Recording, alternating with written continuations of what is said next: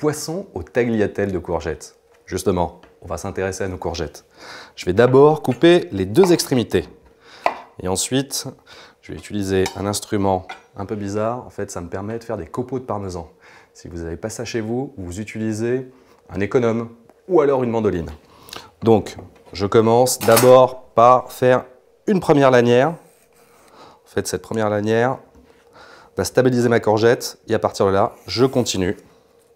Hop là, je tiens bien mes lanières jusqu'au bout, de façon à ce qu'elles soient bien belles. J'ai une casserole avec de l'eau, je vais la faire bouillir et je vais aromatiser cette eau avec 2 tablettes de bouillon méditerranéen Knorr. On va avoir toute la saveur de la Provence dans mon eau, le premier et le second.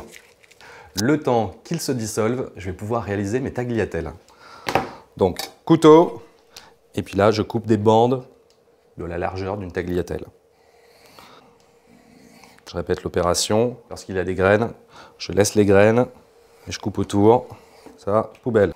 Voilà, j'ai réalisé mes tagliatelles. L'au bout. Donc, il est temps d'aller à la baignade. Et là, ça va être une cuisson ultra rapide, parce que je veux garder le côté croquant de ma courgette.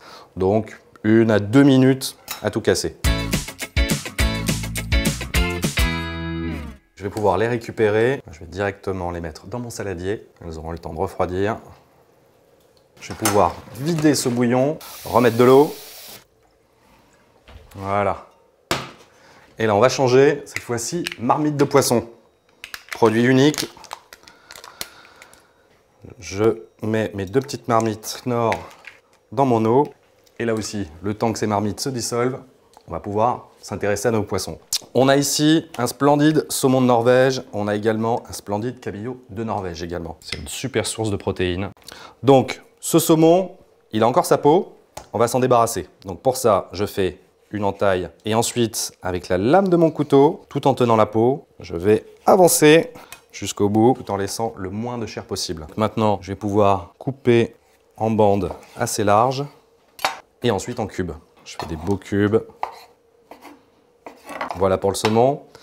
Exactement la même chose pour le cabillaud.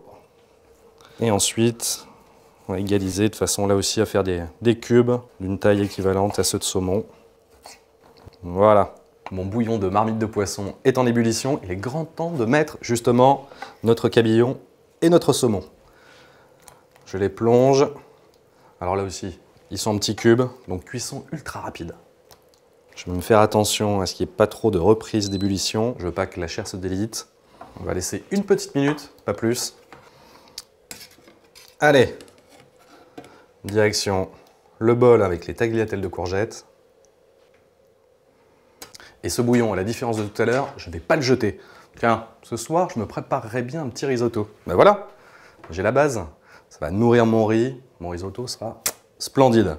Et maintenant, vinaigrette. Il faut bien avoir un assaisonnement. Donc, citron, ça va apporter l'acide. Je découpe, je mets ma main en dessous de façon à récupérer les pépins qui pourraient tomber. Un petit peu d'huile d'olive, le poivre.